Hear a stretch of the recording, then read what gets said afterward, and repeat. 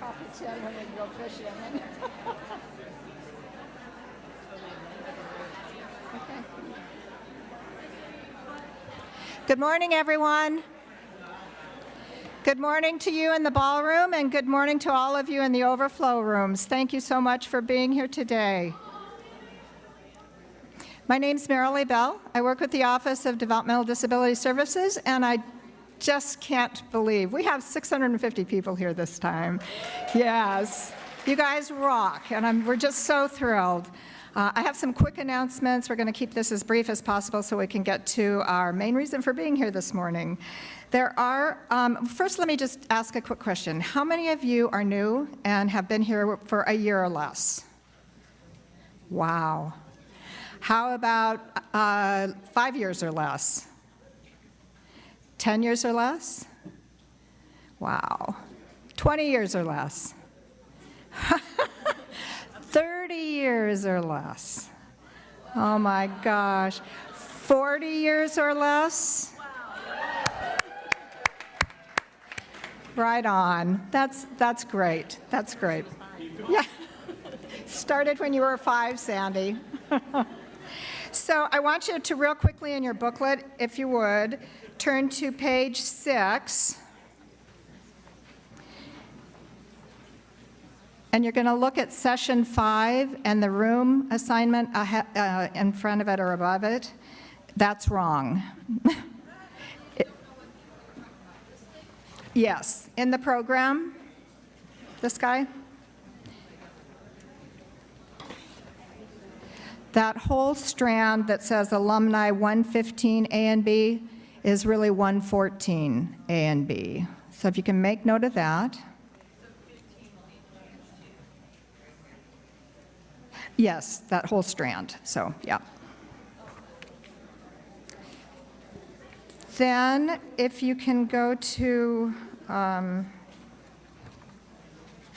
let's see,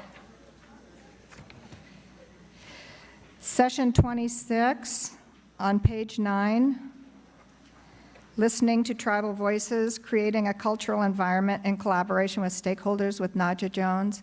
Unfortunately, Nadja fell and broke a rib, and so she's not able to be here and sends her regrets. I do want to tell you, though, that Kirsten Collins and Rose Herrera are the backup singers for the day, and they offered, you know, I'm sure many of you have heard them as they go around the state talking about HCBS. They're just going to take an opportunity to have a conversation with you about whatever you want to talk about, answer any questions that you might have. So if you just write in HCBS in that box with Rose and Kirsten, they'd be delighted to see you, and I want to thank them for stepping up and helping out.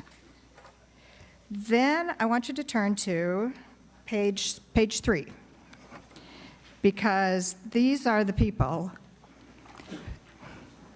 who bring this to you every year. I'm going to get emotional. These guys are awesome. They're people who have been on the committee for 10 years. There's people who are new to the committee, and they have, in unbelievable fashion, put this together in 6 weeks, and I think we have some compelling topics. They worked their tails off to find speakers who are relevant and to find timely subject matter. So they should, by noontime, all have corsages. You know their names. Would you please just give them a great big thank you? And I'd love to.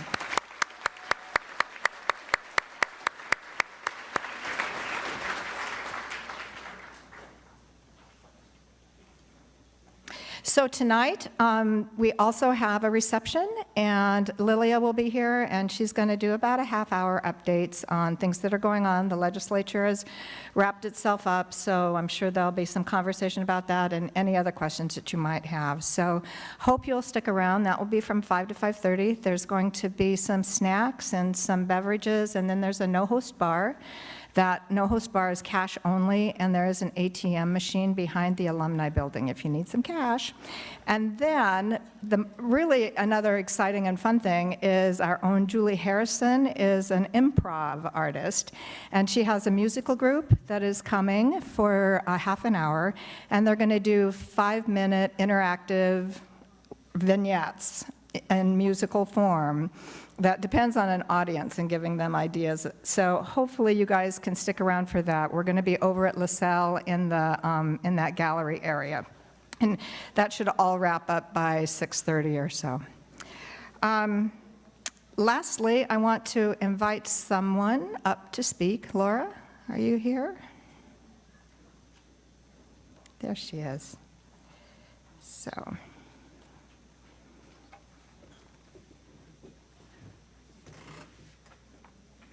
Just remember, this is you.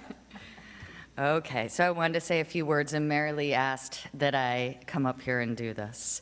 So we have an individual who's retiring, and tomorrow is his last day as Executive Director of Eastern Oregon Support Services Brokerage, and I just wanted to say a few words. Bill began his career in 1972 in Michigan. He's been serving individuals with intellectual and developmental disabilities in Oregon since 1988. In 2000, with support from two other friends, they launched an idea based on the Staley lawsuit to open a brokerage serving the needs of Eastern Oregon. In 2002, this dream became a reality, and Eastern Oregon Support Services Brokerage began operating in March of 2002, starting with 68 individuals. EOSSB now serves 471 individuals in 13 Eastern Oregon counties. This is no small feat and has required ingenuity on Bill's part to address our unique geography. Bill's integrity is unquestionably one of his best traits. He is a straight shooter with his staff, his board, and his colleagues. People all over the state look to Bill for his invaluable advice and candor. Bill has created a lasting legacy in Oregon and has helped in creating new opportunities for the individuals EOSSB serves, their families, and the staff that have been blessed to work with him. To say he will be missed just doesn't begin to cover it. We wish him continued success on his next adventures, and hopefully he will occasionally send us some awesome pictures of places he is visiting, which in turn will make all of us at EOSSB jealous that we aren't with him. Thank you, Bill, so much.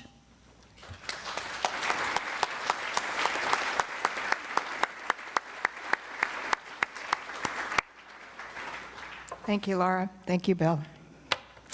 So now it's my great pleasure to introduce our speakers for this morning.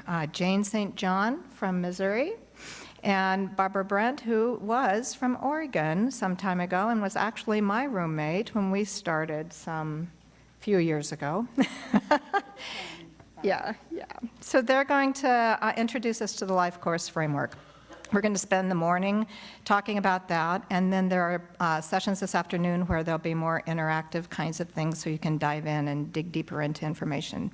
That's all I'm going to say because I want them to have as much time as they can to get through the material. So thank you all for being here.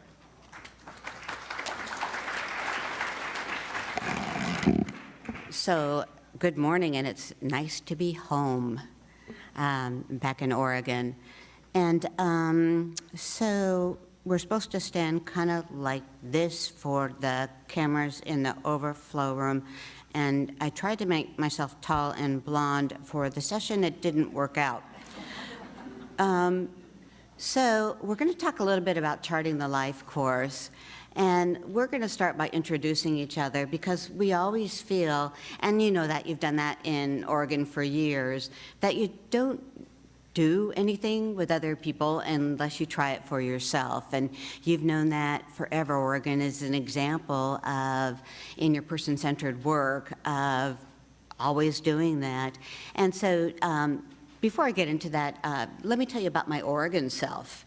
And so I started off as a case manager in Multnomah County, sharing a desk with Molly Hosapple, for those of you that know her, and we shared a phone. And for those of you that know Molly, I didn't get the phone very much. But you know, that's where you learn sharing and giving. But that was always wonderful. And then was a provider for, back in the day, at Port City Development Center. And that's where I had the honor, truly the honor, when people were coming out of Fairview. And it was before the lawsuits hit. And so we started an enclave for some people that, as you know, everybody's always someone that you can't serve. there were two really, really very, very. But we started at Walker Silktronics, and wow, people could actually do some things with very highly complex parts of computers, and that was really an honor. Then I got to go work with the state, with Jesse and with Mary Lee, as we shared. We were roommates, and those Apple computers that were just the boxes, and we all had to sign up for 15 minutes of use. No one got hurt as we shared those. But for me, it is coming home. James hired us as we were toddlers, and were given many, many opportunities. And for those of you that were the 20 years, 30 years, none of us have aged a bit. And it's been, I've followed all that you've done over the years, from the closure of Fairview to the beginning of the brokerages to what's going on with your services coordinators. So thank you for all you've done. It's been amazing to see everything that's happened. We know there's been ups and downs as different kinds of Medicaid things have gone, as your budgets have happened. And for Jessica Kral, thank you for letting me hold you in your lap when you were a toddler. And so it's good to be back. So briefly, that's my family, and a few blondes came into the picture through marriage, but we are a very mixed lineage, and we love that. We love the diversity in our family. And the littlest people, I've come into disability in my own family, and after so many years as working as a professional, that's a surprise. Is that a new dimension? And be a bureaucrat and now become a family member. And that's been new, unique, and kind of joyful, despite, and those of you that are family members, all those mixed emotions that come in. Before, originally started my career in Oregon, and I was the state director in the state, so similar to what Lilia does and what Mary Lee did before. I was a state director in Tennessee, my first foray into the South, quickly moved back to the West, and was the state director in Arizona for many years. And had the entitlement. It wasn't the K plan, but anybody who qualified was in and received Medicaid services. And now have the joy of being the co-project director for the Community of Practice, which is what you're involved with, along with 16 other states. We have a couple of outcomes. It was originally funded through a federal grant back when Sharon Lewis was the director of the Administration for Community Living back in DC. And we have 3 things, and now it's beyond. And one is to build a consensus on supporting families, which is not family support, for changing policies, practices, and building sustainable systems, and to enhance the capacity of states to build and replicate exemplary practices on supporting families. And we believe by supporting families, we're helping people with disabilities themselves, both to have a good life in our communities. So what's a community of practice? Oh, we read through the journal articles, and then we read through all these different documents, and here's what we think. It's a practice of people who come together because they're passionate about something and want to learn more. And we think that Oregon embodies that kind of thinking. And so to set the stage, you know this, but we have some graphics that we think really help embody that. And so here we are. We have the person, the families, the services in the community. And so what's happening? We have probably more pressures than we've ever had in our lives. You feel that. And so the capacity of the workforce, you hear it. The age groups of people that are direct support professionals, not just for us, but for aging, are women 25 to around 50. That's the main cohort, the number of people that are providing supports and services. Guess what's happening to that age group? going down at the same time as our elders, not me or anyone I know, but some people that are turning older, we're all competing for the same workforce. The demand for services, you've certainly felt that here as more people enter the system and with your K plan and others, both for seniors and people with developmental disabilities. Our federal budget is a little shaky with some of the things that are happening in Washington. Our values and cultures, I mean, we don't see the movement toward, hey, congratulations for being either the first or second state, and there's a fight about this, to have no public or private ICFs in the country. Congratulations. Yeah, it's a big deal.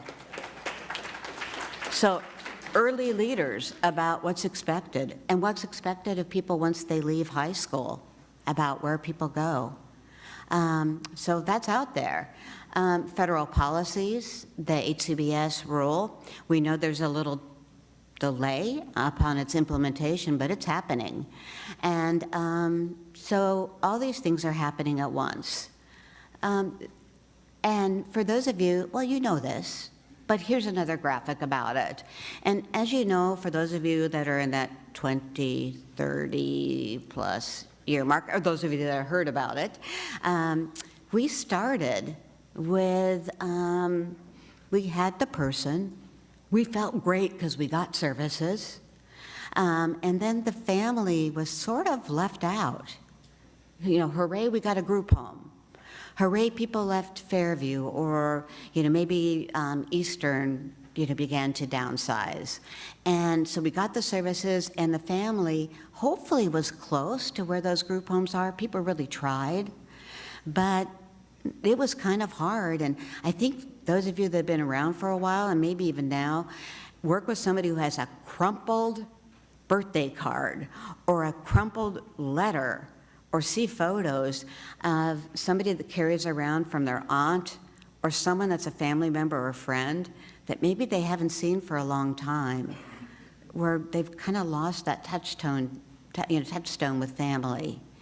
And then the community was all around them. We tried.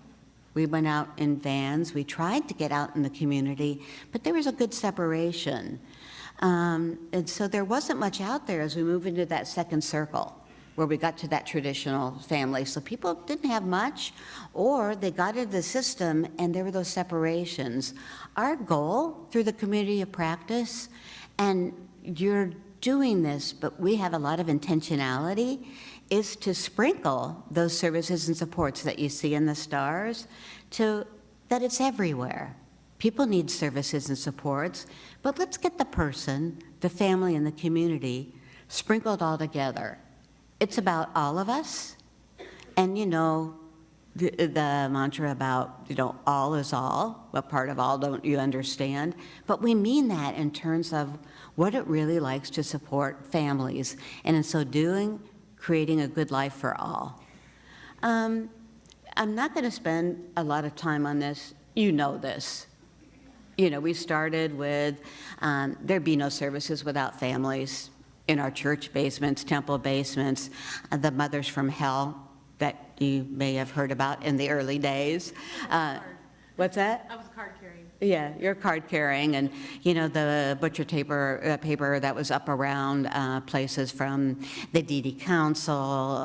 Those of you remember Nikki and others, and then we of course had our siblings movement. Medicaid's relatively new, unless you're really young, and then. I'm not going to go into it, but it's changed our society. You have this in there, and you know what better than most here in our state, your state, my state. And so with that, I'm going to introduce you to Jane and her rich history and her personal touchstone. Okay, this is going to be a challenge because I'm not one to stay in one place, so. Neither am I, so I'm we're going to try not to move doing around this too in much. the meantime. Yeah. Yeah. So this is my family. I have 3 boys. We're a blended family, sort of. My stepson, Zach, who's pictured, he's peeking out between the people up in the right-hand corner with the funny-looking tux T-shirts on. He's my stepson, but I've helped raise him since he was a year old, and he's always lived with us, so we're kind of blended, but not really. And then I had twins, Benjamin and Matthew, who are also on the top there. Matt has the sorry shirt on. And then, as I said, they are twins. Ben was bigger when they were born, believe it or not. They both weighed around 4 pounds. Anyway, I'll tell you a little bit more about Ben later. But so those are my kids. My husband's, again, in the funny tux T-shirt thing over there on the right. And then the people you see below are people that we've created family with. And I think that's important, and I'll talk more about that later. But the couple on the far left, as you're looking at it, he was actually my son's basketball coach in high school, and we just got really close to their family. And when they got pregnant, well, we started jokingly referring to Erica as our daughter, and when they got pregnant, they're like, hey, you're going to be grandparents, and it stuck. And so those 2 5-year-olds are my grandchildren in my heart and everywhere, everything but biology. So that's my family. I went through a program called Partners in Policy Making. I don't know if you guys have that here in Oregon, but if you do, it's awesome. So tell people about it and get people to go to those classes. They're awesome. That was in 1999, so that's been a few years ago. And then I work at the University of Missouri, Kansas City Institute for Human Development. We're a USAID, a University Center for Excellence on Developmental Disabilities. Every state has at least one. So we're Missouri's main USAID. I've been there for 15 years. I've done everything from family to family support to now working with the National Community of Practice. And a lot of what I do is create products and do training. So that's a little bit about me. I'm going to go through some of this stuff rather quickly, and then we'll go into more detail about some of the stories and things that we usually tell in a couple of the breakouts that we have. But this is my son, Ben, again. He will do anything if you'll let him wear a suit. So this was him doing a presentation with me a couple of years ago at our state education conference.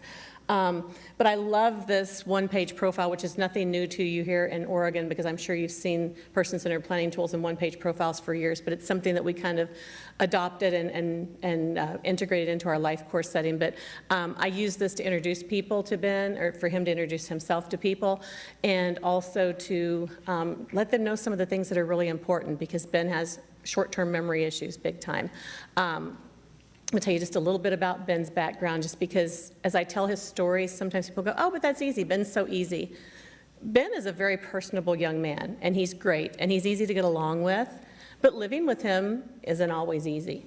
And he does have a lot of challenges that we have to address on a daily basis. So when they were born, they were 7 weeks early, and about 2 weeks into his hospital stay, Ben had a major bleed in his brain. Should have killed him, but he had the will to live that the doctors couldn't even believe it. But as a result, as he started to grow and develop, we noticed, of course, there were delays. He wasn't walking, talking, doing all those, hitting any milestones on time. When he was about 3, he started having grand mal seizures, really bad ones, and so he got the diagnosis of epilepsy. Somewhere along the line, somebody diagnosed him with cerebral palsy, because that's the umbrella when you have movement disorders. Cognitive disabilities. We realized when he started preschool that he didn't have an attention span at all. About a minute was about as much as you could engage him. And then osteoporosis developed. Old people, right? You think old people and osteoporosis, but he was like 8 years old and he was having broken bones, and it was because of some of the medication and the movement limitations and those kind of things, that he wasn't bearing weight and growing those bones like he should. And then he had scoliosis and had he has the Eiffel Tower in his back, so when we travel, you get to, have all the alarms go off in the airports. And I think that's it. So he has a few challenges, and he's been to lots of doctors and lots of medical people and all those kind of things. So that's a little bit about Ben, but I just want you to have that little bit of background so you kind of understand when I talk about him and tell his story and how we apply the life course thinking to him, that it's not always roses and sunshine. So this is a quote: "The significant problems we face cannot be solved at the same level of thinking that we were doing when we created them." So we knew that when we started the community of practice that if we were going to change things, we couldn't just keep doing things the way we'd always done them. So the type of change that we needed, let me ask you all a question. So I saw lots of hands this morning about how long people had been in the system and been working in Oregon, and that's awesome. How many of you have been ever called a case manager? Quite a few. How about service coordinator? Support coordinator?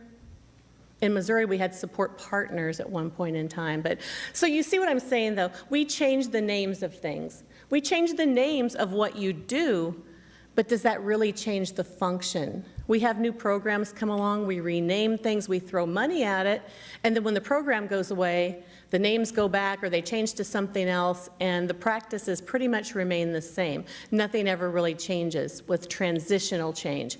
What we want is transformational change. We want to challenge ourselves to change the way we think, the way we talk, the way we have conversations, how we do business as a whole. So that's what we're really looking for is, you know, how do we transform so that this is not a program. It doesn't just end when it goes away. The community of practice is not a program. Charting the Life course is not a program. It's a way of transforming, it's a way of thinking, it's a way of change. So, we're going to talk a little bit about the guiding principles of the Life course and how we got to where we got to.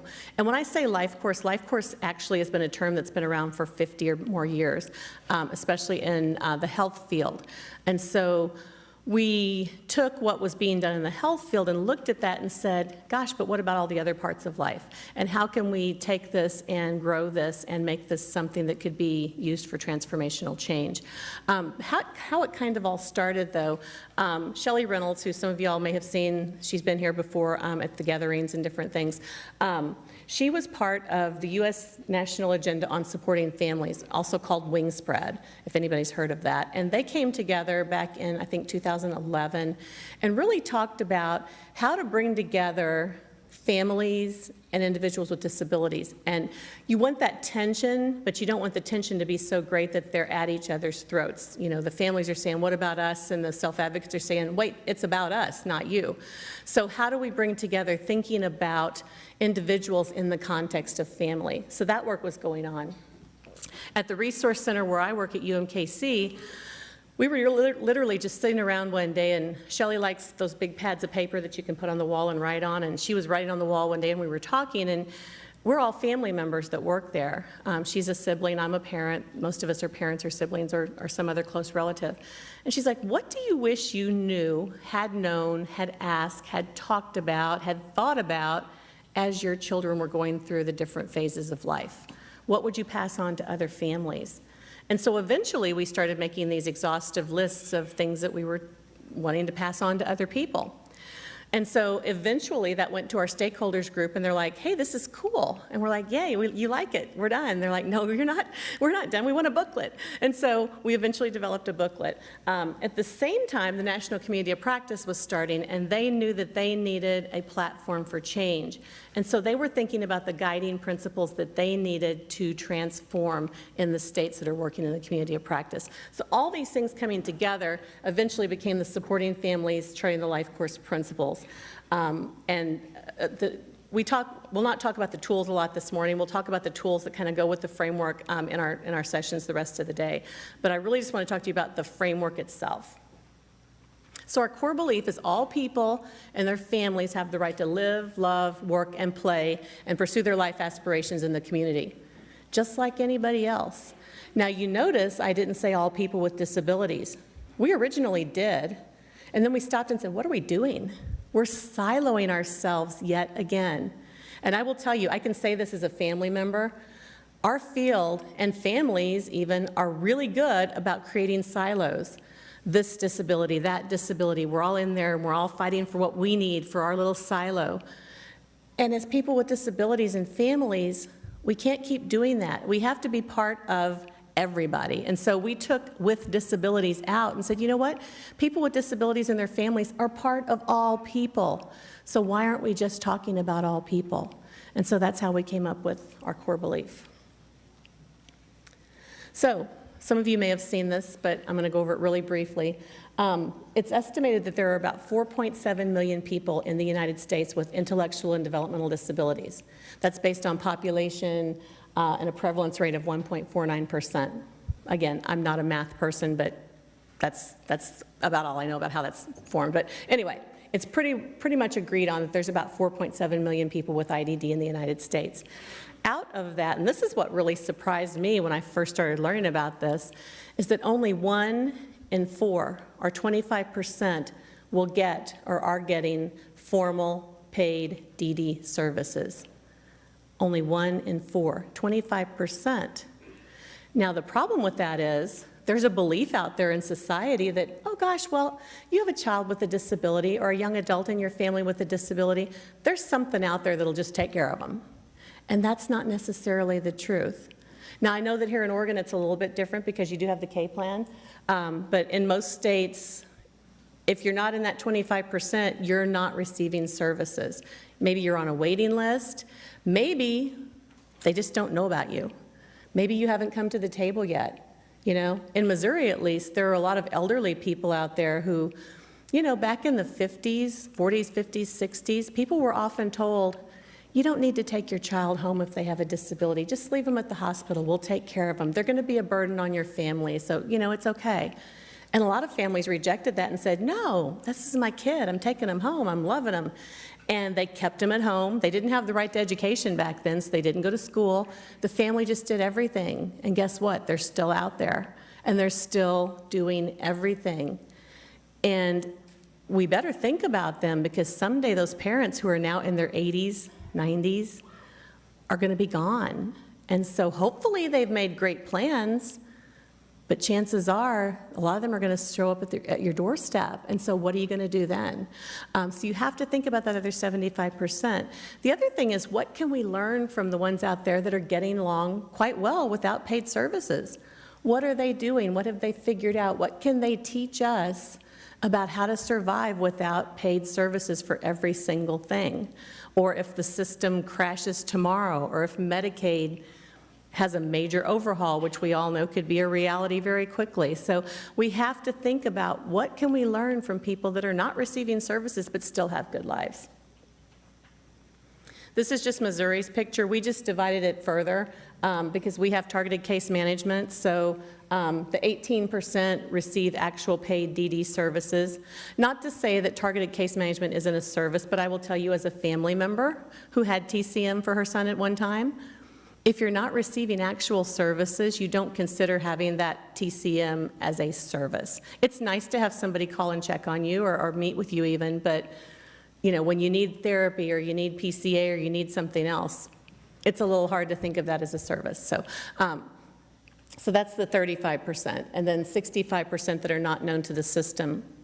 The other thing that I wanted to say about this too, the reason this is so important is that often our systems only think about the 25% that they know about. They only address the needs, or think about the needs, or think about them in policies and practices and everything they do. They only think about that 25%. But we have to start thinking about the people we don't know about yet, because they might come to the door. Or you know what, even if they don't, we want to make sure that we're putting things out there, information and different practices that will help them have good lives, even if they don't get paid services. So we have to stop thinking about just the people that we know about. This is Oregon's triangle, and it's pretty good, actually. 23% of the 62,500 people that are estimated to have intellectual and developmental disabilities in Oregon are receiving paid DD services. But another 68% are still not known to the system. And so I don't know if you guys have broken that down any further, but would be interesting to see how that all shakes out. So as we're expanding the framework to all, thinking about all people, we have to think about all different disabilities too, you know? The framework and the thinking that we're at here is not just for people with developmental disabilities. It can apply to people with mental illness, with physical disabilities, all different kinds of disabilities, all socioeconomic statuses, all members of the family. We're going to talk a lot about family here in a minute. All people across the lifespan, so it's birth to death, all types of organizations and all systems. So we're going to talk about the person within the context of family and community. So just really quickly, I'm not going to spend much time on this, but you know, in the past we've had programs that are called family support. Back in the late 90s, when I started working within Missouri system, we had our, what's that? 80s here, early 80s, okay. For us, it was like the late 90s. We had the family-directed support, but it was a family support program. It was the projects of national significance coming out of DC that wanted to talk about family support. But the difference between that and supporting families is pretty significant when you think about it. So family support is about what programs are available, eligibility, all those kinds of things, funding. Supporting families is not based on eligibility, it's not based on money, it's not based on programs, it's how you think. Family support has the tension between the self-advocates and the family. Supporting families is going to that thinking about families or thinking about people within the context of families. So always remembering that they're part of a family.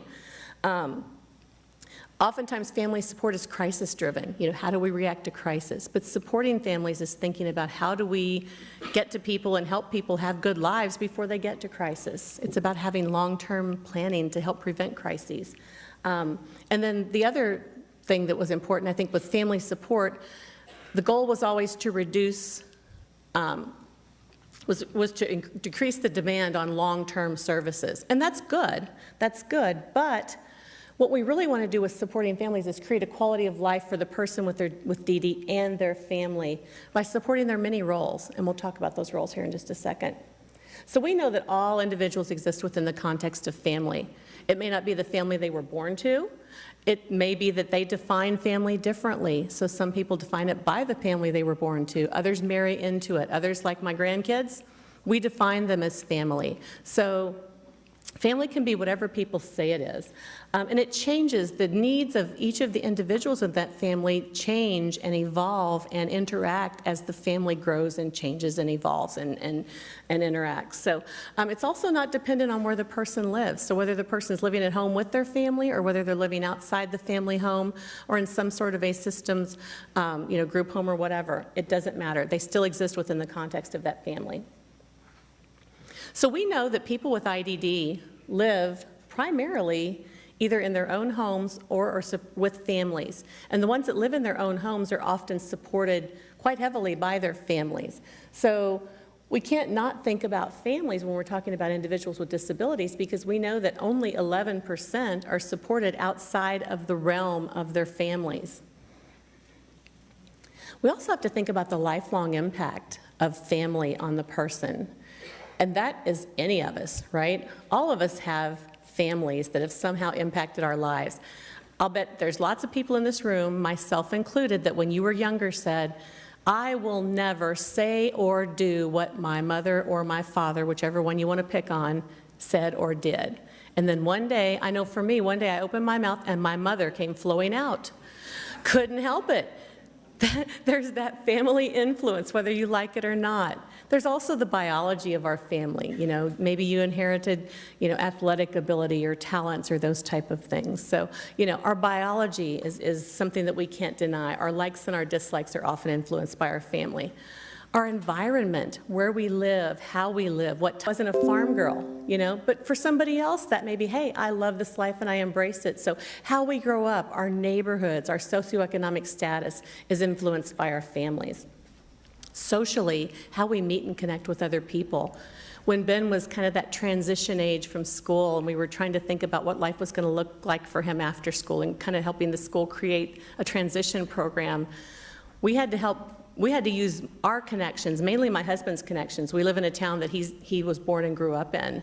And so he used his connections to set Ben up to have a volunteer program at the fire station. And now Ben's been out and about and connected with so many people that when we go out, we see people that come up and talk to Ben, and my husband's like, I have no idea who that was.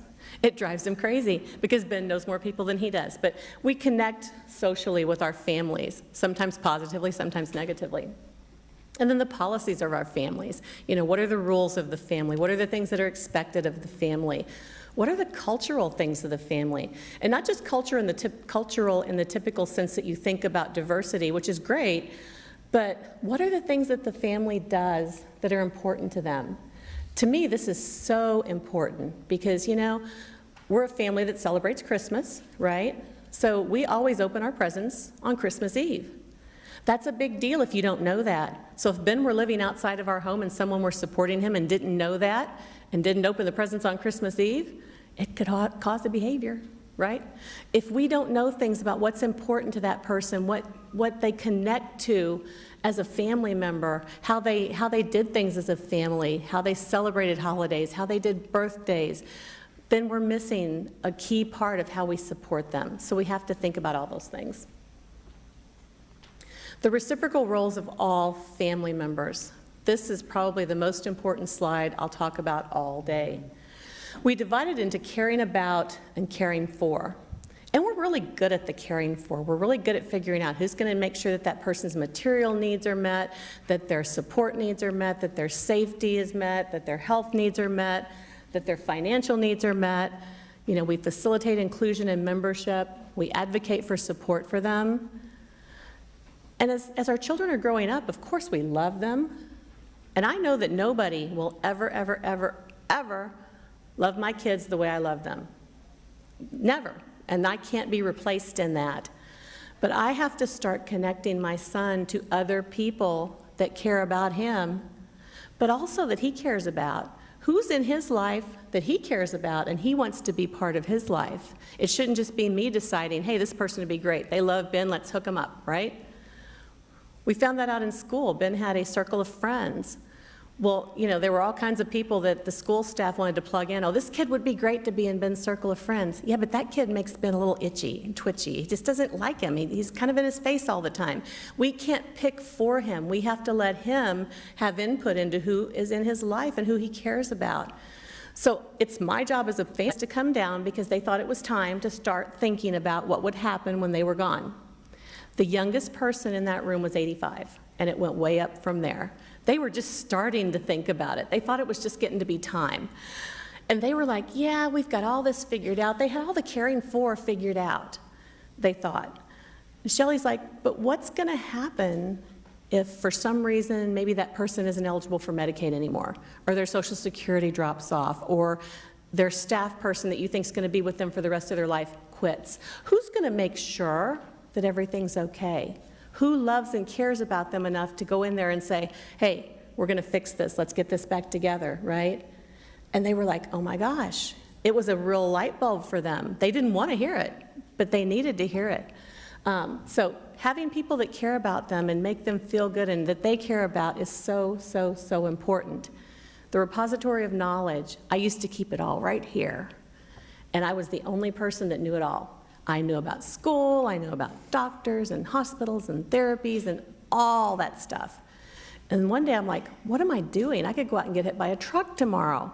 And why am I doing all this myself? So I started teaching my husband and dragging him along to IEP meetings and doing all those different things and teaching him to have some of that knowledge. And now as our children are growing and as they started asking, we never really forced knowing about Ben's disability on our other two kids, but they started to ask questions at a certain age. And now that they're adults, they even are more involved in asking more questions. And so we have big notebooks and we have lots of information for them that they can access when and if they need it. So having that repository of knowledge shared with other people is really, really important. And who's going to be there for the long haul, that lifetime commitment that I as a parent have, but who else is going to be in that person's life? The other thing that's really important here is, as a family, when Ben was younger, it was kind of like, who would ever do all these things like we do them? Well, you can't just have one person to take over all the things you do, right? They would go running from the room if I said, oh, here's what a week looks like in the life of us and all the things you have to worry about and all the things you have to think about. Be like, whoa, that's too much. I have a life too. So you need lots of different people in lots of different roles and lots of different reciprocal roles. Okay, we have to think about the individual and family life cycles and stages. I kind of alluded to this earlier. So as families grow and change and things happen in the family, how are we reacting to when all different family members have things happen in their lives? Give you for instance, in our life, when the kids were growing up, especially with the twins, we had a deal with Matt that, when he was 15, we bought him a car. Not a very good car, but it was a car. And we paid for it, and we paid for insurance, but the deal was he had responsibilities associated with that car. He needed to make sure Ben got where he needed to go. And he needed to make sure that after school, when we were still at work, that Ben either got where he needed to go or that Matt provided, some oversight for him. Now, that all changed drastically when Matt's life changed and he became a college student who didn't live at home anymore. So his life cycle changing to a college student greatly affected our lives and how we provided support for Ben. And so as the whole family changes, as my husband and I are aging, we're thinking about how those changes are going to affect Ben and the whole family. So families can't be disconnected. They're all interconnected. So as one member has something happen, other members react to that and have to change and adjust around that. Another example, my husband had a major blood clot and ended up in the hospital about 1.5 years ago. All of a sudden, it wasn't all about Ben, it was all about my husband. We still had to make sure that Ben was okay and that he was provided for and that he was supported while this crisis was going on. But the family had to rally around my husband because it was about him at that point and getting him well and getting him healthy and getting him out of that hospital and home safely. So you have to think about that. I love talking to therapists because they're like, well, the family just doesn't follow through with things that I give them to do. Well, tell me a little bit more about the family. Oh, well, they have a 12-year-old with autism and mom just had an infant. Mom just had an infant, hello, right? So maybe mom just doesn't have time in the day-to-day life of her family to follow through on every activity that you give them to do. So sometimes you have to think about what else is going on in that family and react to that. And again, the impact on all family members. This is my coworker, Crystal, and she actually, you'll hear some stories about her if you come to the sessions later on today, but she has 2 kids that have disabilities. She has a 13-year-old with Down syndrome and a 12-year-old with autism. And then she has Lily, who at the time of this picture was about 1 year old. And so she embraced and really got the life course and was using some of the tools to make an impact at her kids' schools on how they were included and how they were supported in education. And she decided to go back to work and come to work for us. And she's like, well, what am I going to do with Lily? I can't find childcare I want, and I don't know what to do. And then she's like, I just had this moment of, duh, Crystal, use the life course, make a trajectory, think about the star, And so she applied this to her younger child that does not have a disability. And so now every member of her family has a life course portfolio because they're all thinking about their life in terms of the life course principles. We also have to think about siblings. They're the club sandwich generation. They get stuck in the middle because as their parents age or die, then oftentimes they take on a lot of the responsibility for their brother or sister. But at the same time, they have their own growing family. Maybe they're married and have children, and so they've got pressures from above and below and every direction.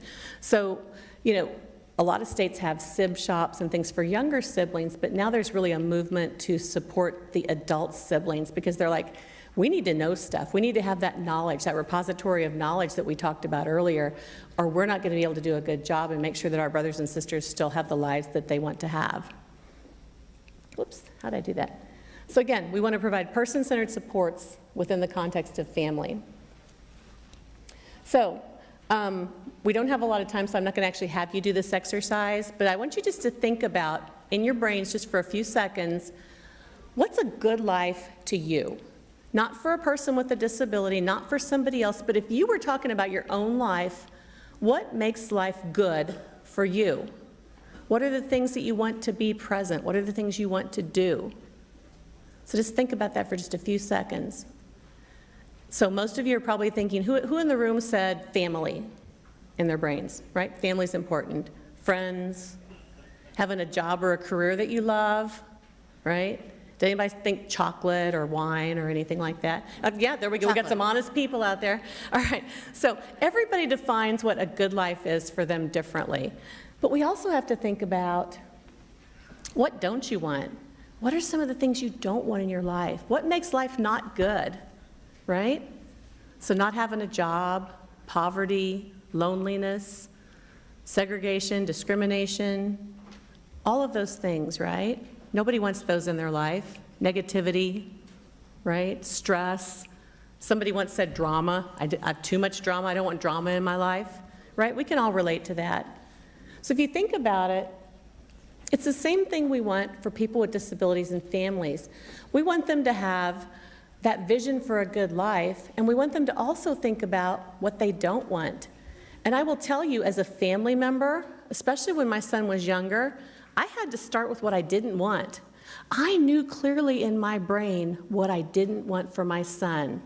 I didn't want him to be segregated. I didn't want him to be lonely. I didn't want him to grow up and be in a sheltered workshop or in an institution. I knew those things that I didn't want, but I didn't even know what was possible to think about or dream for. And I wasn't thinking just generally, like, what do I want for him?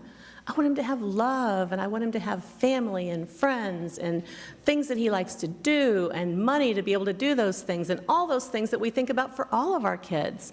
My dreams for him shouldn't be any different than they are for anybody else in our family. And so I had to think differently, but I had to start with what I didn't want, because oftentimes what you do want is kind of the opposite of what you don't. Whoops, I just went the wrong way, I'm sorry. Okay, so this is another quote, but I think it's really important. The future is not something we enter, it's something we create. And that starts with making choices and decisions that begin with a dream. So you have to have that vision for a good life so that you know you're making choices and decisions and having experiences that lead you in that direction. So as you see here, most people say friends, family, money, jobs, vacation, faith life, choice, freedom. So we talk about trajectory. And trajectory is not a new concept, right? But it's not something we typically have talked about in the disability field. So when you think about trajectory, think about if I had a big target up here, and I brought you up, and I put a blindfold on you, and then I spun you around a few times, and I said, okay, shoot the target. Who knows where that dart might go, right? I've actually done this, and people have shot the ceiling or the wall over here. I try to make sure they don't shoot people, but you know, if you don't have a clear target or a clear vision in mind, your trajectory, which is the direction that that arrow or that target or that dart would go, if you shoot it, the trajectory is the path that it follows. And so you want to have that clear vision, because when you take off the blindfold and you say, oh, there's the target, boom. Maybe you don't even hit the bullseye, but you get close, right? You get somewhere in the neighborhood. Thing to remember about trajectory is it's not, we represent it as a straight line because, you know, the constraints of technology, for me at least, but it should be kind of curvy, right? Because all of our lives ebb and flow. Things happen. We get married, we get divorced, we get a job, we lose a job. So things happen that make the course of our life sometimes go towards the things we don't want. But we get our life back on track and we keep aiming at the things that we do want in our life, for that vision for a good life. So that line isn't always straight. And I will tell you, as people that interact with people with disabilities and their families, you have to realize that every single interaction, every word, every conversation you have with a family or an individual can affect that trajectory either in a positive or a negative way. And I could tell you a million different stories if we had all day, but there are things that people say sometimes meaning well and not even realizing what they're saying, but it can affect a person's trajectory. It can affect their expectations. So we have to be careful with how we affect people's trajectory because it is so, so important. The other thing is that if you don't have that what you don't want there, when you start to drift a little bit off of your path towards things you don't want, you need to be able to recognize that. So having that clearly spelled out in front of you is really important. We had a mom, I think she was in South Dakota, and she had gone to some presentations and learned about Charting the Life course and really got into trajectory and the vision and everything. And she had a child that was going into kindergarten the next year. And so she went to her IEP meeting and she came back and called us really upset because she's like, you know, I thought I knew what I wanted to happen, but then, you know, they told me it would just be so much safer for him and so much better if he were in a self-contained classroom. And then we talked about getting him to school, and they're like, well, he needs to ride the special bus because it's just safer and it's just better for him. And so we're asking her, like, well, what's on your trajectory for a good life and not a good life? And she's like, oh my God. You know, they're leading him exactly to the things that we said we didn't want. We didn't want him segregated. We wanted him included. And so she realized very quickly that she needed to do things differently, and she needed to go back and have another meeting with the school and talk about what she really wanted, what her vision for her child's life was, and really relate to that trajectory of getting him towards that and have conversations about not necessarily what was safe or what the school thought was best or easiest, but what would get him to the life that they were envisioning for him. So this is Ben's good life. As you can see, one of the things on his good life list is having a tattoo. He decided in high school that he watches wrestling. One of his favorite things is wrestling. And so he watches WWE, and a lot of the guys are tatted, right? And so at the time, this was like he was in high school, so it would have been early 2000s, or mid-2000s, and there was a group of wrestlers that would come out, and they made a gesture, and they had a certain expression that they would say. And I'm not going to repeat it because it's not nice. But Ben he decided he wanted that tattooed on his arm. And so we're like, okay, first of all, wait till you're 18 to get a tattoo. That's just the way it is in our house, right? And secondly, let's rethink maybe what you want to have on your arm for the rest of your life. This is permanent, right? Now, he didn't forget about it. He changed some of the ideas he wanted to have on there, and he kept talking about it, and all of a sudden he's 18, 19, and he's still talking about a tattoo, and we're like, okay, he's been to all these medical procedures, he doesn't like the sight of his own blood, and he doesn't like needles. How's he gonna get a tattoo when he doesn't like needles or blood? And so we're like, it'll never happen. So about 5 years ago, we go to Mexico, and they had a henna artist there, and they were doing henna tattoos. And so he got this really cool skull on his arm with henna tattoo. He was so proud of that. I've got pictures of him at the pool showing it off and flexing, and that was, he just thought he was it. And then it washed off after about 3 weeks. Oops. And then he had a resolve to get a tattoo. And so eventually we found a tattoo artist who had a son with autism. Ben does not have autism, but he's right there on the spectrum, underneath the spectrum. Who we thought, you know, he might be able to relate to Ben. And so they sat down and they came up with this tattoo of a bull for a couple of reasons. Ben really likes Dwayne "The Rock" Johnson, who has a Brahma bull, different from this one, but it's a bull, on his arm, tattooed on his arm. And Ben has an expression: if you mess with the bull, you get the horns. So it seemed perfect. And so the tattoo artist wisely said, you know, I'm going to sketch it. You know, we're going to put the little, they put like a template on the arm with some sort of whatever, a stencil. And then he didn't put ink on the tattoo gun until he saw what Ben would do. And he gave him a couple of, you know, hits with the needle, and Ben was fine. And so half an hour later, he had a tattoo. So anyway, but it goes down to being able to define what he wants for a good life. Now, some of the things you see up there, family, friends, he's not going to necessarily be able to say those are important to him, but we know through interactions with Ben and for spending the last 27 years with him that family and friends are very important to him. You know, having a job, having his own business, that's something we'd like to see happen. We'd like him to have more financial independence. But right now he volunteers at the fire station, and that's very important to him. He'll tell you, that's my job. That's where he belongs. That's where he fits, and he knows it. So very, very important. So some of those things are intermingled with what the family is interpreting that we think Ben wants for a good life. And then the things that are in the not good life is probably more family than it is Ben, because he doesn't really understand the concept of thinking like that. So, you know, we know just from interactions with him, like he doesn't like to be different from other people. He likes to be the same as other people. So, you know, being treated differently is something that he wouldn't want. So you want to talk a little about the Garcias? Let me grab my water before you start talking. Okay. So I want to talk about the Garcias briefly, just to show you another example of a family as they think about their vision for a good life. And I think we're all seeing more families that create different kinds of diversity, and not just that is ethnic. And so we know that, including in Oregon, you're seeing more multi-generational families, and you're seeing people that maybe don't fit how many years ago we would work with families that were primarily Caucasian and maybe had some levels of diversity. But the Garcias, and it's not the clearest picture, but you will see many Garcias. And so when they think about their vision for a good life, they're not looking at a person, or the two people that you see, Stephen and Michael, the youngest people that are using wheelchairs, and one's using sort of a more modified wheelchair than another. But you'll see cousins, mom, dad, and grandparents. And for them, you know, we're learning our own skill set as personal agents and services coordinators about what planning team means, And when you go to the home and there's 12 people that expect to be part of the planning process.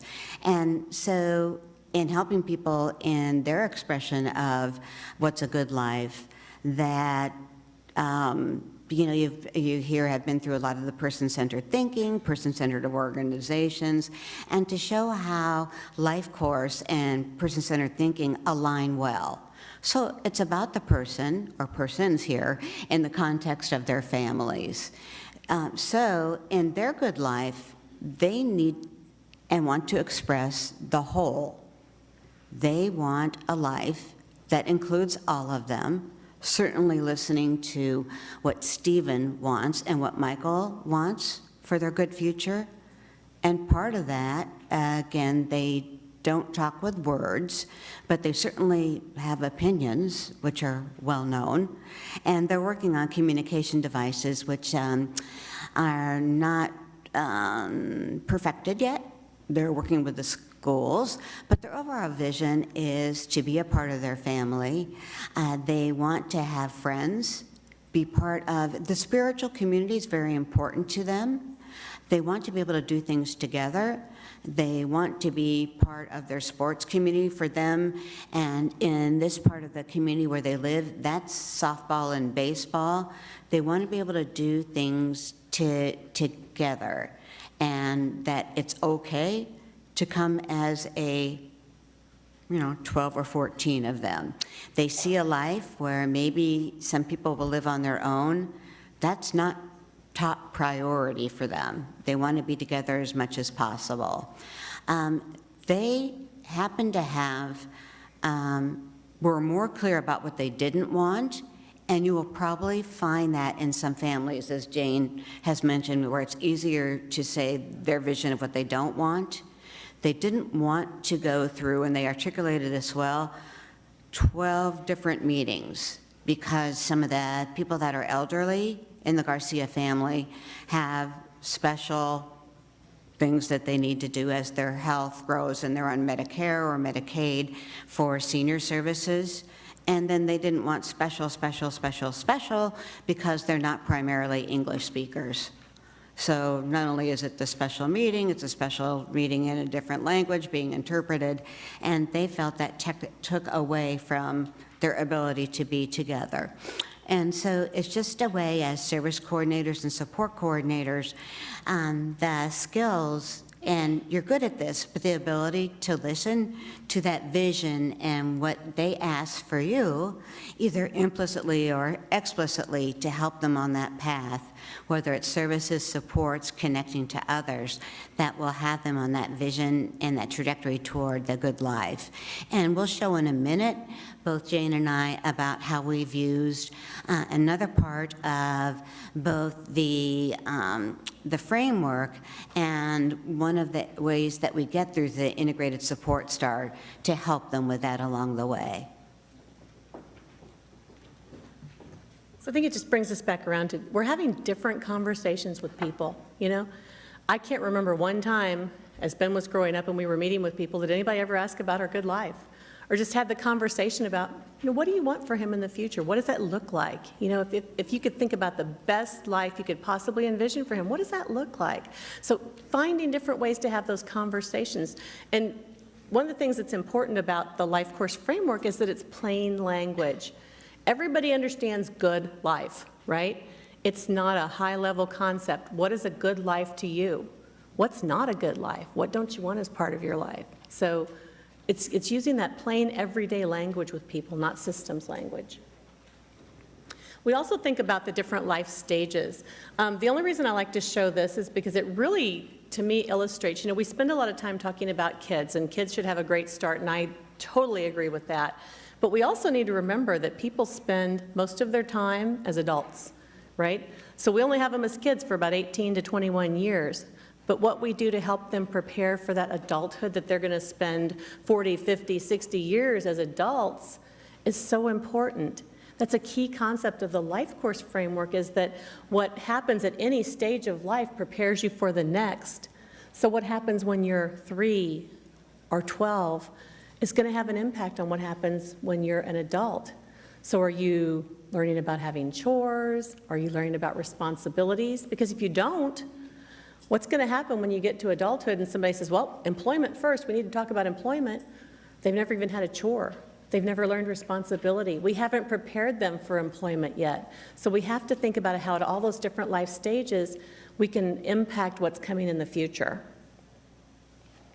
So we have to think about the trajectory, again, across those life stages as they grow in age, and life transitions. And we're really good at thinking about certain transitions. So, from like early childhood. In Missouri, we have something called First Steps. At 3, you leave First Steps and you go to the school system. That's a big transition. Everybody thinks about the big T, right? Transitioning from school to adulthood. So we talk a lot about that. But what we don't talk about are other transitions that happen and that we could help prepare families for if we would talk about them. So I'll give you an example. In Shelley's family, her brother Eric is 33 now, I believe, and he has a developmental disability and he's supported by Medicaid waiver. And it's been a long path to get him into a situation where he's supported well and where he's having a good life. He had lots of years of not having such a good life because they just couldn't figure out the right support system for him. But it's figured out now, at least for the time being, and is working well for him. But all of a sudden, her dad turned 65. And Eric was no longer eligible for just SSI, he got SSDI. Cool, more money. Not so cool when you're on Medicaid waiver, right? Because all of a sudden, he was eligible for not only Medicaid, but Medicare as well. He got the SSDI, so his income went up, and so his eligibility for Medicaid was about to go down the tubes. And Medicare is like, don't worry, we got you. You don't need Medicaid, he's got Medicare now. Well, he's got Medicaid waiver, but they didn't understand or get what Medicaid waiver was doing for him. And the family was just like, what just happened? All of a sudden, this life that they'd helped create and worked so hard to get him to was about to fall apart. Luckily, they were well connected and knew who to call and knew who to ask what to do at least. But how many families out there are hit with that, or even individuals, and then all of a sudden they don't have the services they need anymore, and we're scrambling to play catch up and fix it. So if we could give some anticipatory guidance for some of those things that are coming down the tube. And anticipatory guidance is something that the medical field has done for years. It's like when you take your kid to the doctor and they're like, oh, they're 5. They're getting ready to go to kindergarten. Have they had their shots? Oh, they're riding a bike now. Are they wearing a helmet? They try to help families think about what typically people are doing at that age and what they should be thinking about and preparing for that's coming. And so we don't do a great job sometimes of preparing people for what's going to happen or what could be coming down the pike. So we have to think about all those different life transitions. We also have to think about life experiences. So, I mentioned the example earlier. Are kids having chores, right? When Ben was younger, we had to figure out things that he could do, just like his brothers did. His brothers had chores. And they were like, why doesn't he have chores? And we're like, But we had to figure out what could he do as a 3-year-old who was just starting to walk, who had cognitive disabilities and had movement disorders and all kinds of things. And so we decided to tap into his sensory needs. He likes the way that trash bags feel and sound, especially when you shake them. And so his brothers were in charge of taking out the trash, and he was in charge of putting trash bags back in. And he was the best bag shaker outer you could ever get. He would stand there and shake that bag for 10 or 15 minutes. And his brothers would get impatient and try to take it and say, I'm gonna finish it. And he would be like, the fight would be on. And even though he couldn't move well, he could sit on somebody really quickly. So that was his job, though, and he was proud of that, and he had a responsibility in the family, and he recognized that, even at that very young age, that made him belong, and that was just like his brothers. But it also prepared him for later in life. It's like, okay, there are jobs that you can do, there are things that you can do. And now his brothers have moved out. Well, one of the brothers moved back. His twin brother still lives with us, but he'll be gone soon, maybe. They bounce back and forth, don't they, at certain ages? But so Ben can take out the trash all by himself. He does it all now. But if he hadn't started when he was 3, learning how to do just one piece of that chore, he wouldn't be doing that. So that's, helping him learn how to take care of a household, helping him learn responsibility, job skills. So we have to think about all these different life experiences. Are they going out with friends? Are they making friends? Are they going to birthday parties? Are they part of Scouts or 4-H or something like that? How are they interacting with other people and learning about the world? Because our life experiences are how we learn, first of all, and it's how we move the trajectory along the path towards the things we want. And we usually do an exercise, and we'll do this in one of the breakouts, but we always have people think about, what were the life experiences you were doing at a particular age? We always start with 13 because it makes people just laugh and go, oh God, that's a horrible age, right?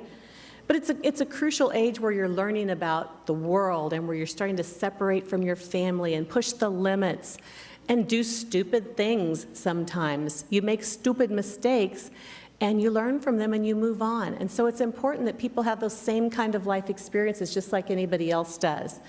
And we have to help people find ways to adapt. Not everything that Ben did, all the life experiences he had were not easy. They didn't just happen without us being a big part of it and supporting him and adapting things and accommodating him. But we were able to help him have typical life experiences. So I just alluded to this. I love this quote, never be defined by your past. It was just a lesson, not a life sentence. It's important, I think, to help families understand the dignity of risk and letting people take chances. Because as families, we want to protect our kids. We all do, whether you have a kid with a disability or not. But with typical kids, we start, loosening the reins a little bit at a certain age.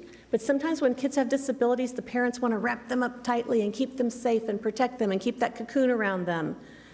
But how is that really protecting them? It's not letting them learn and not letting them have experiences. So sometimes we have to nudge families a little bit to think about those life experiences. What were you doing at that age? Well, is there a way that they can do something like that so that they can have similar life experiences and grow up to know what life is like? So this is Ben's life trajectory, and this illustrates a lot about me because I fill things out to a fault. I'm not going to go through all of it right now, but we really thought about what are the things, the vision for the good life, and this is, again, kind of the family interpretation, what we don't want, looking back at some of his past experiences, both positive and negative, things that help push him towards the things we want and things that kind of push the other way, and then thinking about moving forward in the future. So we'll talk about this more in the breakouts as well. So the life domains. So the life domains are all interrelated. You can't think about one without the other. And here's the easiest way to remember them. If you think about going to a party and you're meeting people for the first time, after you tell them your name, what do people typically talk about? What do you do, right? That's daily life and employment. When we're kids, we go to school. When we're adults, we work. So daily life and employment is one of the life domains. What else do you think about? Where do you live? Where I live, near Kansas City, we are right on the state line of Kansas and Missouri. So it's like, do you live on the Kansas side or the Missouri side? Do you live north of the river or south of the river? Do you live in Jackson County or Clay County? Oops, and I'm sure you have similar things around here as well. So people talk about where they live. But community living is that, but it's also not just where you live, but how you live. So what kind of a setting do you live in? Do you live in a house? Do you live in an apartment? Do you rent? Do you buy? Do you have a roommate? All the different things. How do you get around the community? How do you access the community? So that's community living. So we also talk about who do we know, right?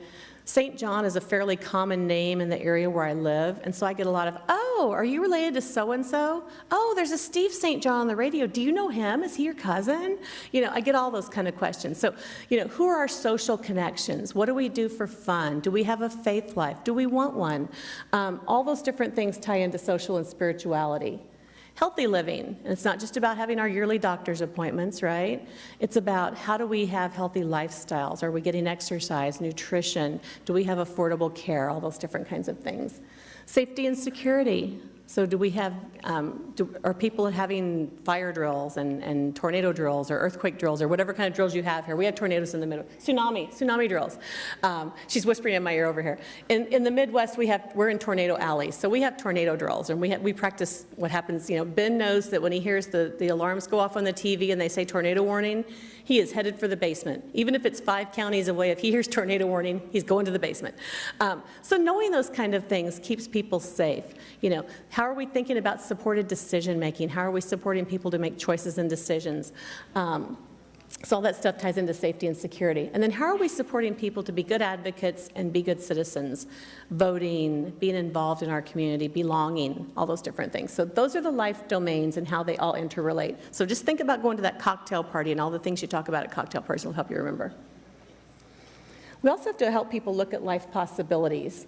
You know, families don't often know what's even possible. So helping them think about not just the traditional things we've always done, but what are some of the cool things that people are starting to do now that maybe are a little bit new and different? Or maybe things that they haven't even thought of yet. Letting people have the permission to dream and think, oh, well, I don't really like the choices that are out there. I'm going to think of something new and help create something new. So where people live. This is Shelley's brother, Eric. He lived in every setting you could imagine, from institutional to large group homes. He was fired from many group homes. And now he is living in his own home where he has his name on the lease. And so if something happens with his supporters, he doesn't move. They leave, he stays. So do you see how that shifts the control? Think about HCBS rules and how people have control in their lives. If your name's on the lease and you don't move when your staff changes, that's different. That's a different level of control than you've had before. And his life is so much better now that he has that control. How he's supported. He used to have 2 or 3 on 1 because he had such extreme behaviors. Now he lives with a companion. This companion does whatever he does during the day, and Eric has activities during the day, but then at night they live like a family, and they support each other, and they interact as a family does. So his original family has learned to share him with this new companion family as well. But again, his life is so much better, and he's figured out what the good life is and that he is happy, and now his behaviors are down from having 3 or 4 or more outbursts a day and having 3-on-1 staff to having a companion and having maybe a behavior every couple of months. And usually it's not nearly as bad as it ever was before. So having that good life has changed his behavior. What you do during the day, you know.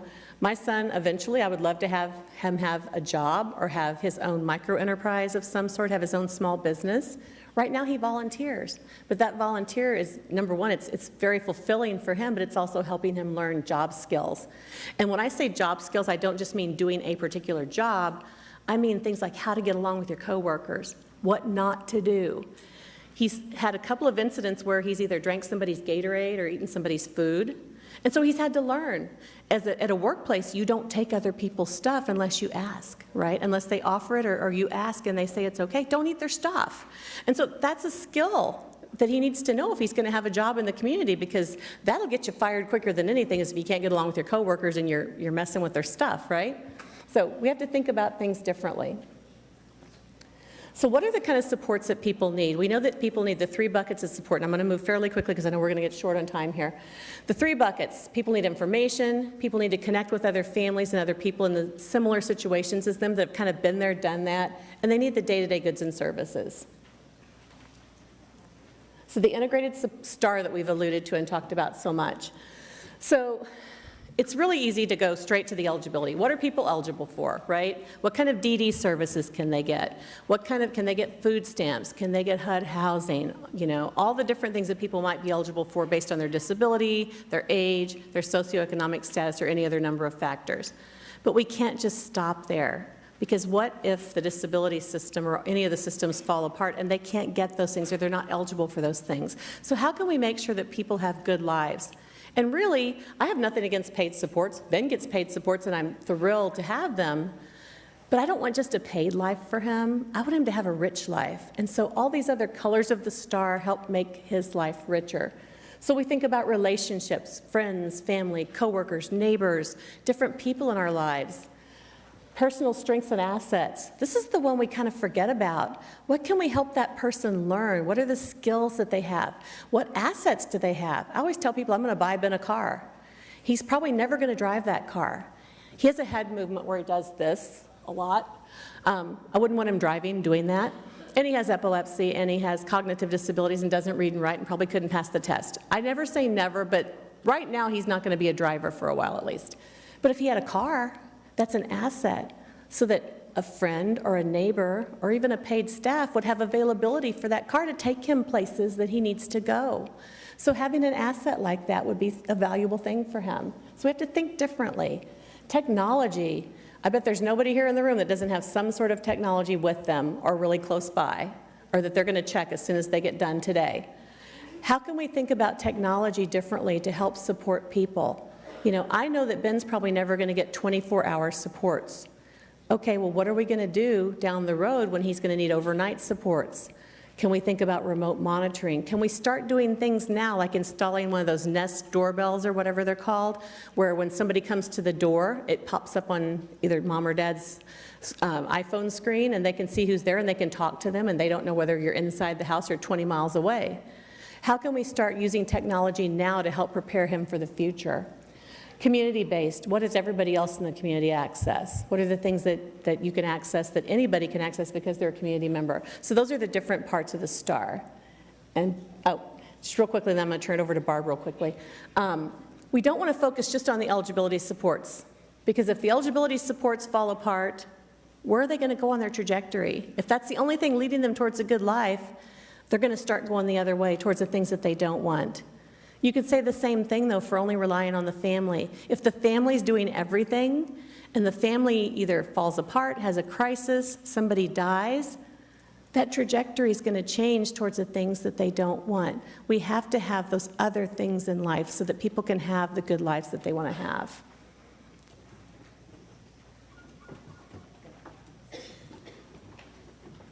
All right, I think with the remaining few minutes, we'd want to cover just a couple things. And I'm going to take you through the Garcias using the STAR and those 5 areas. And it'd be great if Jane could talk about how she changed what were the available hours for her support and built a good life for Ben that was more than just plopping those hours during the day that were available to her. And then there's some resources at the end that you can certainly just go through yourself. So going back to the STARS and the Garcias, if you start at the top, we don't start with eligibility, and you look at the strengths. Are you going to take back to the, oh, you're getting that. We can go back to the STAR if you could. So in looking at the, there we go. If you look at the personal strengths and assets of Stephen, and there's so many with the family, with Stephen and Michael, Stephen has this magical smile. He's not afraid of anybody. It doesn't matter his level of disability. Everybody smiles back. Michael doesn't have words, but he's realized that if you go like this, people will tell you the time. And so he has a lot of people come over to him that tell him the time, which is a great entree to meeting people and meeting people in the family. And there's other things that are just building his social capital and people coming over to the family. And there are others, but just for the sake of time, I'm just going to go around there. In terms of friends and families, the Garcias know everybody.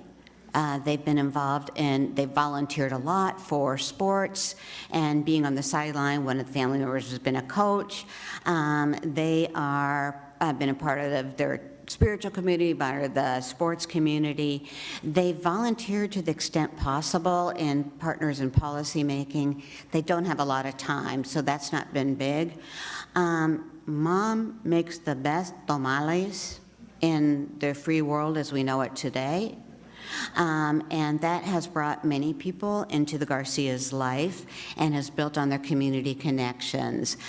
She's bilingual and writes very well in both languages and has volunteered some on that. If you go around to their community-based, they have, because of that church community and also from the sports community, they have built relationships. Their biggest barrier has been around getting anywhere. They don't want separate everything. They don't want 20 different rides to the seniors going to specialty appointment, doing the same thing for the children, going to everything with the wheelchair accessible vans, all the things that we're talking about that separate them. So with a few calls, and a few calls from people that they know from this political capital and community capital they've developed, the services coordinator made a few calls with them about the senior buses, the sports community, and the spiritual community about the use of their bus. And so guess where people are going? They're using their community resources to get to place, including even some medical appointments. And they have worked with, on the eligibility-based side, they've worked with the DD system around if there's anything they need extra for licensing or insurance. Most of the time they haven't, but they're living their good life working through that problem solving. And in technology, the grandparents that do a lot aren't so great with technology, but they figured out those jitterbug phones where, you know, you press 5 buttons and you get members of the family or get the church or whoever you need. And so that was inexpensive, and it's all worked. Eligibility, of course, they've got services and supports, but they've learned through the help of some really good service coordinators and through those that go through the brokerages, how to coordinate that, and with the senior center. So they've used every part of that STAR that doesn't just focus on eligibility, and they are moving toward their good life. And I'm just going to give you a tease here because I don't want to run over because I know they have to break apart the room. So I will, in both of the breakout sessions, I will tell the story of how we went from this to this with Ben.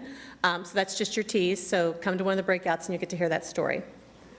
And then we want to make sure that we partner with people with disabilities and their families because they need to be the ones leading the change. They need to be the ones out there talking to their legislators. They need to be the ones making the changes in their communities. So we need to make sure that we're involving them in all those policy conversations and all those different things so that they can help lead, engage, and drive that. So really quickly, this is how you remember the life course in one slide. You have the person within the context of their family and community. These are the life domains that we talked about. These are the 3 buckets of support. This is the integrated support STAR. We have the trajectory that leads you towards a good life or not a good life. And we have the life stages. So that's basically the life course in one slide. So anyway, thank you very much for your attention. Hopefully we'll see some of you at the breakout sessions and you'll get to hear more stories.